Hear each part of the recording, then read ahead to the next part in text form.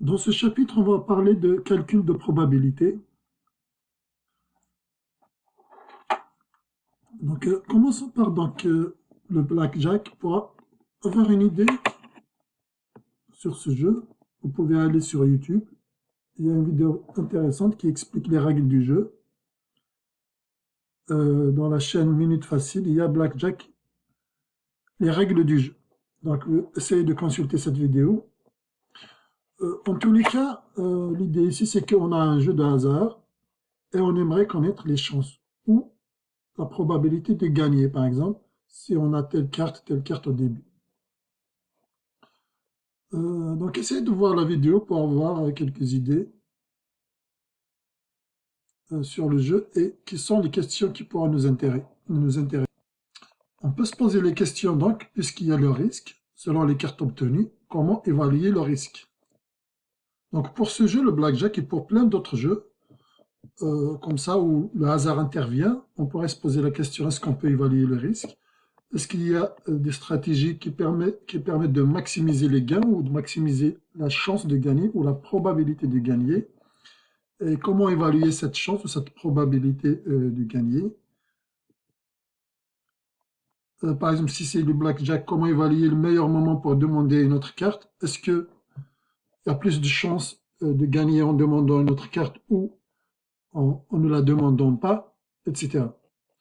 Pour répondre à ce type de questions, on a besoin d'apprendre comment calculer les chances qu'un événement puisse se produire, ou la probabilité, ce qu'on appelle la probabilité d'un événement.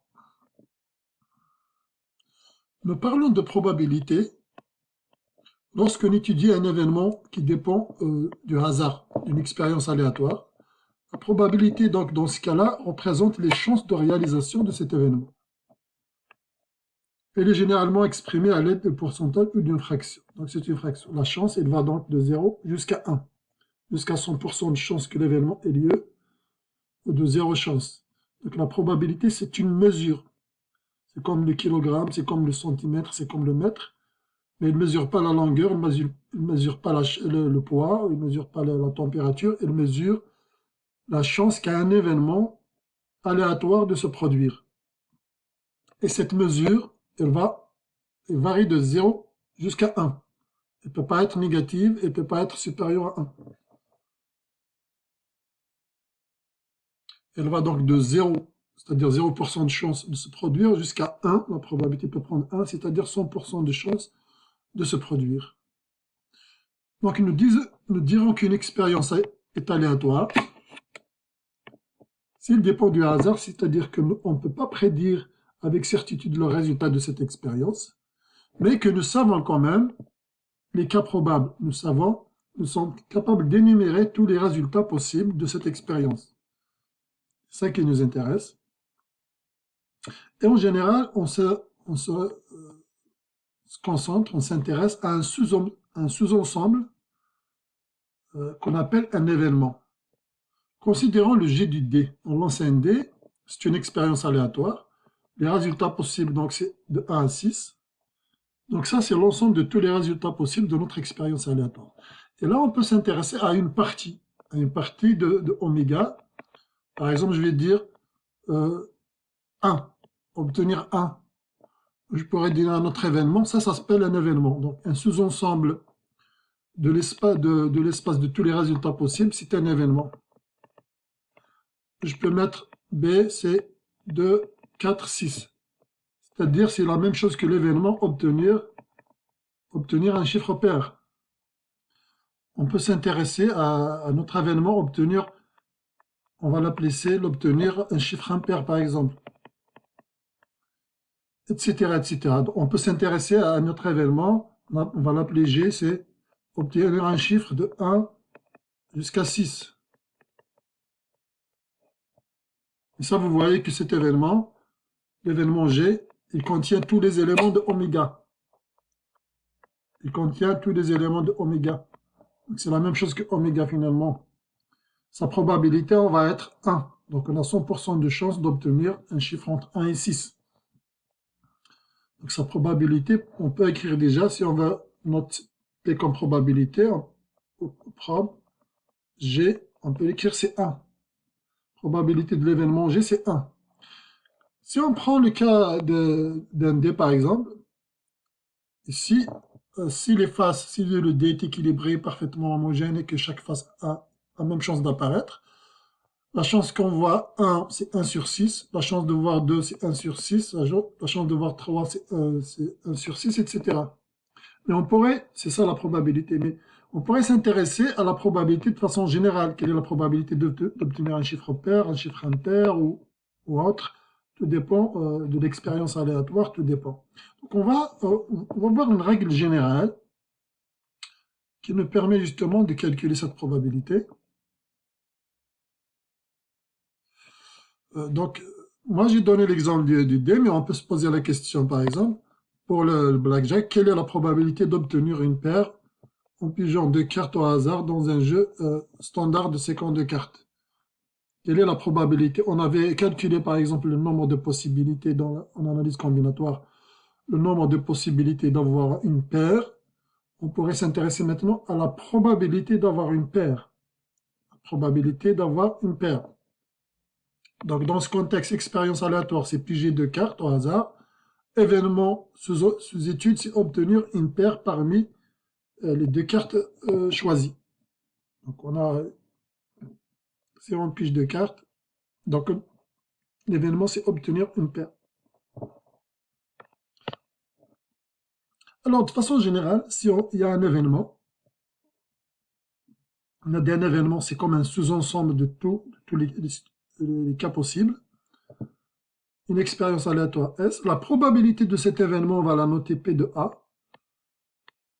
P de A, c'est le nombre de cas favorables à A sur le nombre de cas possibles de toute notre expérience aléatoire. Okay. C'est le nombre de A possible. Donc, si on utilise la notation du PDF, on pourra au lieu d'utiliser oméga ici, on va l'appeler S. C'est expérience aléatoire.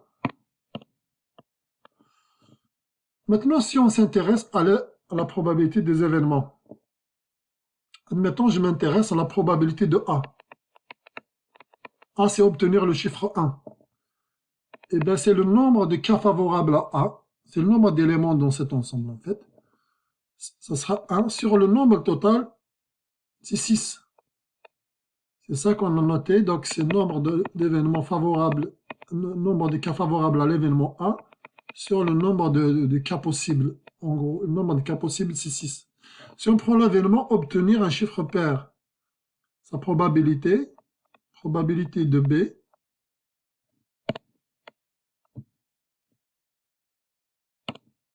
probabilité de l'événement B, c'est le nombre de cas favorables à B sur le nombre de cas total. Le nombre de cas total, c'est 6. Le nombre de cas favorables à l'événement B. 2, il est favorable à l'événement B. Par exemple, l'événement B, c'est obtenir un chiffre pair. Obtenir un chiffre pair. Donc, 2, il est favorable à cet événement. K, il est favorable. 6, il est favorable. C'est le nombre de cas favorables à mon événement. C'est 3. Donc, la probabilité ici, c'est 3. Divisé par le cas total. Le nombre de cas total, c'est 6. On obtient la probabilité 1 sur 2. Donc, on a une chance sur 2 d'obtenir un chiffre pair. On peut faire la même chose ici. C. Pour C, on obtient 1 sur 2.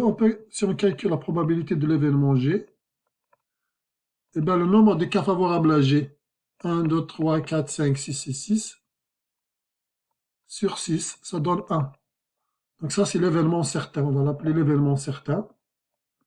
Mais il peut y avoir un événement nul, par exemple, de probabilité nulle. Si je prends un événement que je vais l'appeler O, égale obtenir 7, eh bien, la probabilité de cet événement est égale à 0. Probabilité parce que le nombre de cas favorables à 7 dans mon expérience aléatoire, il n'y en a pas.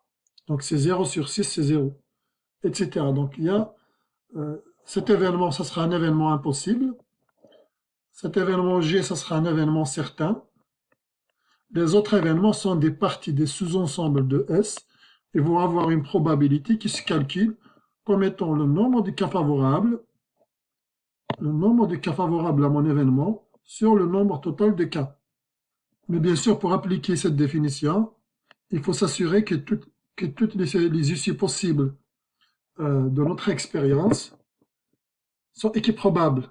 Tous les événements ont la même chance d'apparaître. Et bien sûr, le nombre total de cas doit être fini.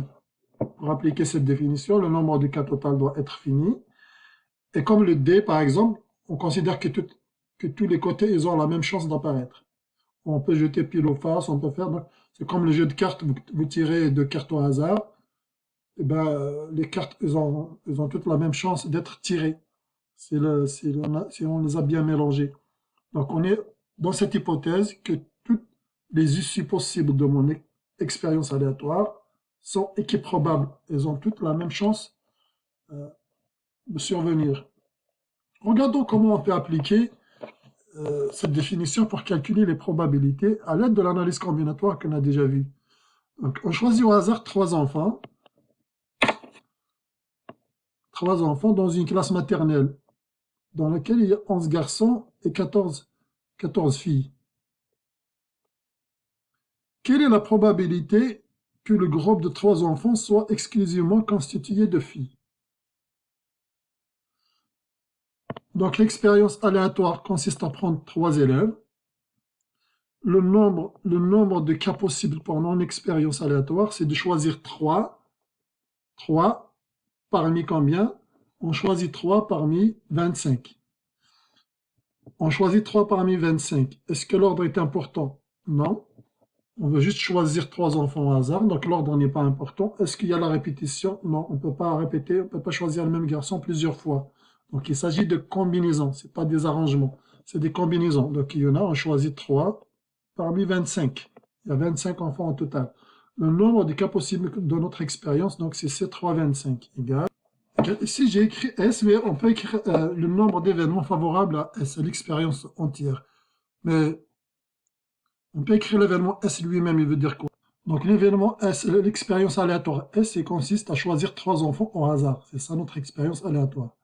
Il y a plusieurs issues possibles. En gros, il y a 721 issues possibles, c'est-à-dire 2300. Maintenant, notre événement A, c'est quoi? A, on veut avoir 3 filles. Dans notre groupe, il faut avoir 3 filles. Donc l'événement A, on va dire le groupe des 3 choisis au hasard sont tous des filles. C'est ça? Donc c'est ça notre événement. Si on veut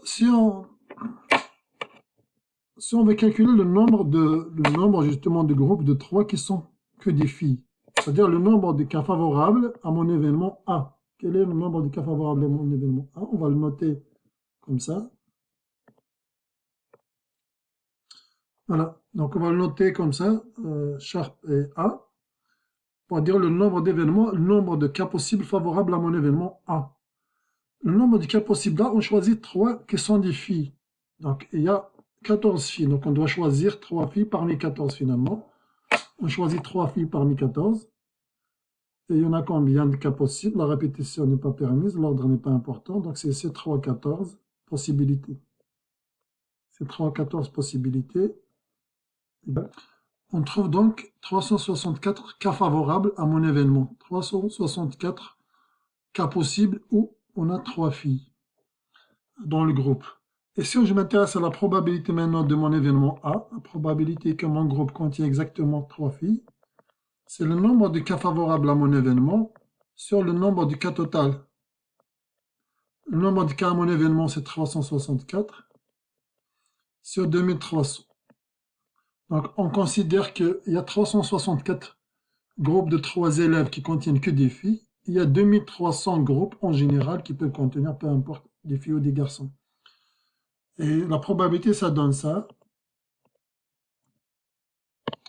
Donc, on trouve 0,158. N'oubliez pas que la probabilité, c'est une mesure comprise entre 0 et 1. Si vous la traduisez en pourcentage, on pourra dire qu'il y a 15,8% de chances que le groupe de 3 enfants qu'on a choisi soient tous des filles, à condition que le tirage soit vraiment aléatoire. C'est vraiment le hasard qui a décidé. On a fermé les yeux, on a tiré au hasard, que tout le monde a eu la même chance. Voilà donc comment un exemple d'utilisation du nombre de cas favorables pour le calcul des probabilités. Exemple 3,2. Si on prend donc, on va tirer quelle est la probabilité d'avoir une main de figure roi, dame, valet.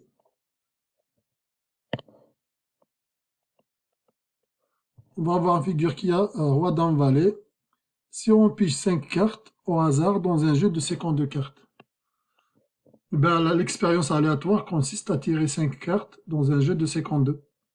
Quel est le nombre de cas possibles de tirer 5 cartes parmi 52? On tire 5 cartes, 5 parmi 52. L'ordre n'est pas important et la répétition n'est pas permise. La même carte ne peut pas se répéter plusieurs fois. Donc il s'agit de combinaison. Donc le nombre de cas possibles. Et voilà, donc on obtient 2 500 000 et quelques possibilités. Donc l'événement A, c'est quoi? L'événement A, c'est que notre main de 5 cartes contient roi, dame et valet.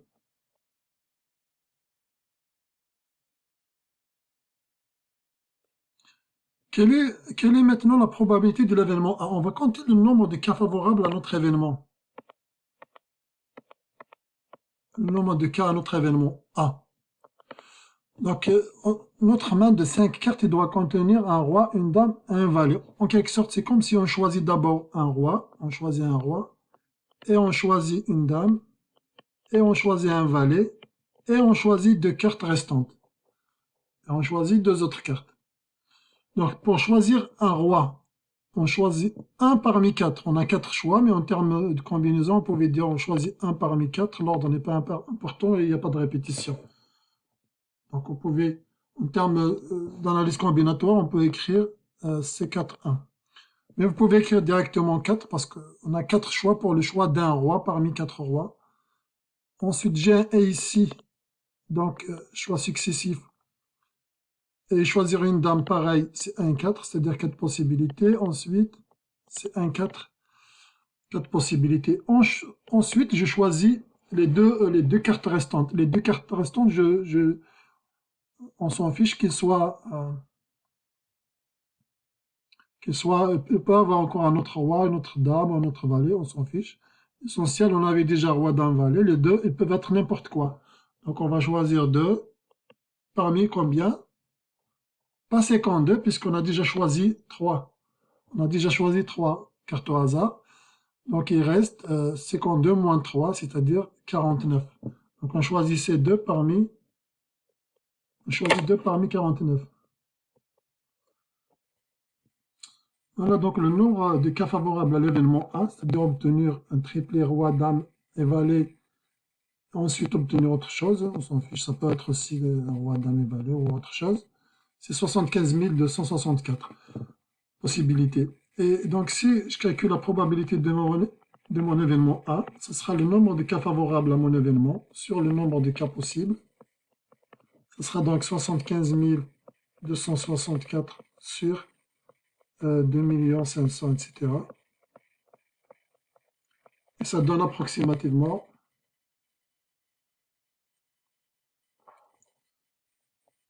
0,0289.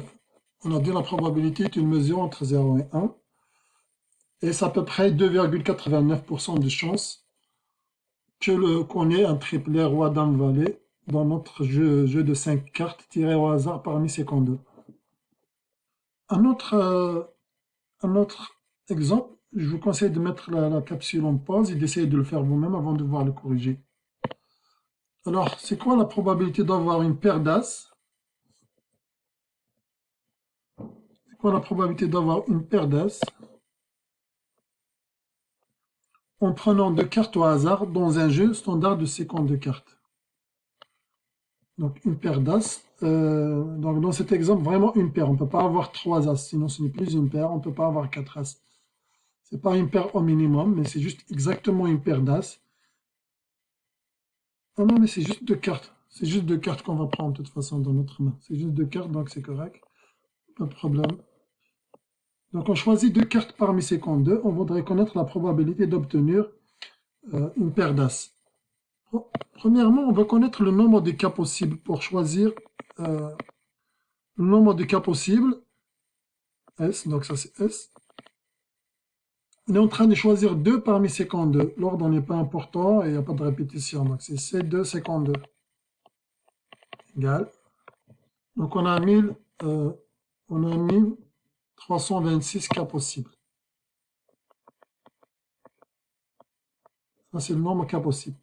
Maintenant, soit on va appeler le nombre de cas de notre événement A. Notre événement A, on a tiré une paire d'As. On peut citer l'événement. Donc l'événement A, les deux cartes tirées au hasard sont une paire d'As. Combien de cas possibles pour qu'on puisse tirer une paire d'As? Combien de cas favorables à une paire d'As? Sachant qu'il y a 4 As. 4 As. Cœur, trèfle, carreau et pique. On a 4 As. Quelle est la probabilité? Quel est le nombre de cas favorables? On choisit 2, donc on choisit 2 parmi 4. On choisit 2 parmi 4. L'ordre n'est pas important, la répétition n'est pas permise. Donc on choisit 2 parmi 4. Et on trouve donc, on trouve 6 choix. Il y a 6 cas favorables, 6 paires d'As possibles. Il y a 6 paires d'As possibles. Ça peut être celle-là, ça peut être celle-là, ça peut être celle-là, celle-là, celle-là ou celle-là. Donc il y a 6 cas possibles. De choisir 2 As parmi 4 As, l'ordre n'est pas important, la répétition n'est pas permise. Et là, on peut calculer la probabilité maintenant. La probabilité de A, c'est égal au nombre de cas favorables à A sur le nombre total. Sur le nombre total, ça donne 6 sur 1326. Égal. Donc approximativement 0,0045. En gros, on a 4,5 chances, 4,5, 0,45% de chance. 0,45% de chance. Ou 4,5 pour 1000. 4,5 chances sur 1000. Ou 0,45% de chance, ou bien la probabilité est égale à 0,0045. C'est ça la probabilité que les deux cartes tirées au hasard soient une paire d'As. Encore un autre exemple, toujours on met la capsule en pause. Ici, quelle est la probabilité d'obtenir une paire en prenant deux cartes au hasard dans un jeu standard de 52 cartes? Donc on prend deux cartes, peu importe la paire ici. Donc peu importe la paire, on veut juste savoir combien il y en a au total. Donc on a dit le nombre de cas possibles, on a dit l'exemple précédent, le nombre de cas possibles. On a dit c'est C252, on l'a écrit plus haut. Maintenant, si on considère l'événement à obtenir une paire,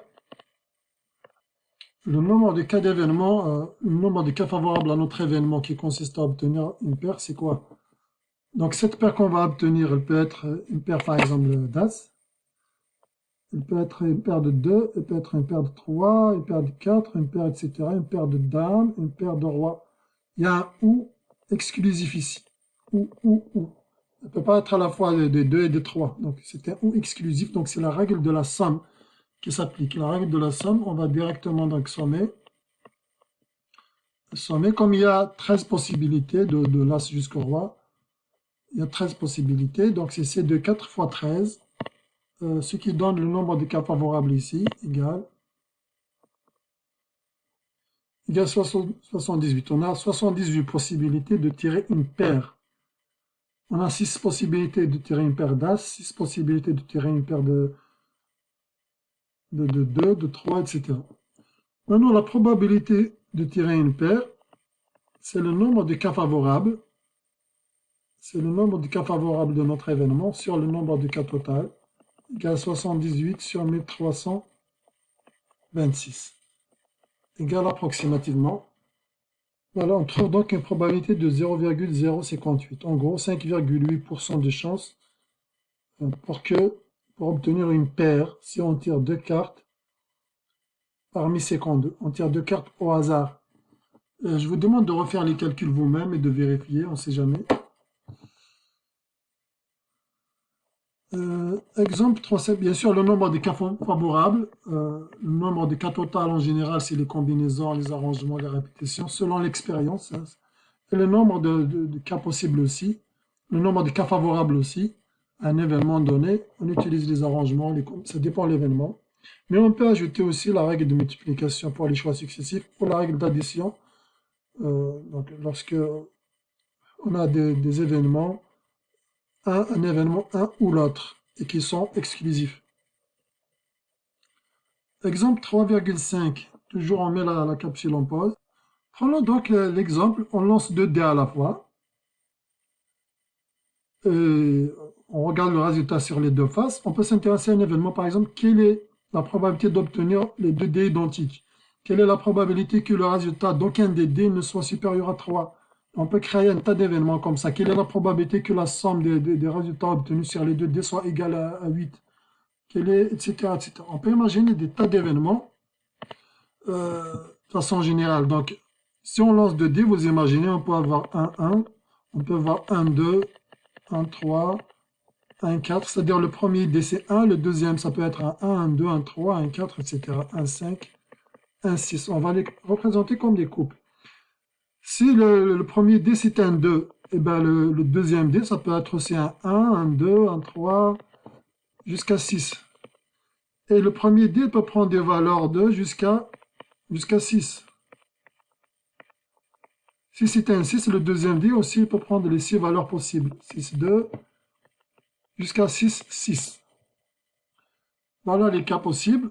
On peut compléter bien sûr ce tableau. Par exemple, dans cette expérience, si il s'agit par exemple, quelle est la probabilité d'obtenir 2 dés identiques, donc c'est les éléments qui sont dans cette diagonale. 4, 4, 5, 5 et 6, 6. On peut compter le nombre de cas possibles, 1, 2, 3, 4, 5, 6, sur le nombre total de cas sur 36. Donc, on voit que le nombre de cas possibles, c'est 36. Si mon événement, c'est obtenir 2 cas identiques, eh ben, on va avoir 6 sur 36, on va avoir 2 dés identiques. Et bien sûr, de façon générale, on ne peut pas toujours dessiner comme ça toutes les issues possibles. Parce que là, on a juste 6 possibilités fois 6. Mais on peut avoir des expériences très complexes. Il faut qu'on soit capable quand même de calculer la probabilité, sans passer par des dessins, sans passer par citer tous les cas possibles. On a vu avec les cartes, on ne va pas citer toutes les cartes possibles, mais on a été capable quand même de trouver la probabilité. Lancer 2 pièces de monnaie. Si on lance une pièce de monnaie une fois, on sait qu'il y a 2 possibilités, pile ou face. Mais si on lance une pièce 2 fois, donc la première fois on a 2 possibilités, la deuxième 2 possibilités. Donc on va avoir 2 fois 2, on va avoir 4 possibilités. Et si on lance la pièce de monnaie une fois, le nombre de cas possibles de notre expérience, c'est 2n. C'est 2n le nombre de cas possibles. Donc, donnons l'exemple où, par exemple, n égale 5, on va lancer la pièce de monnaie.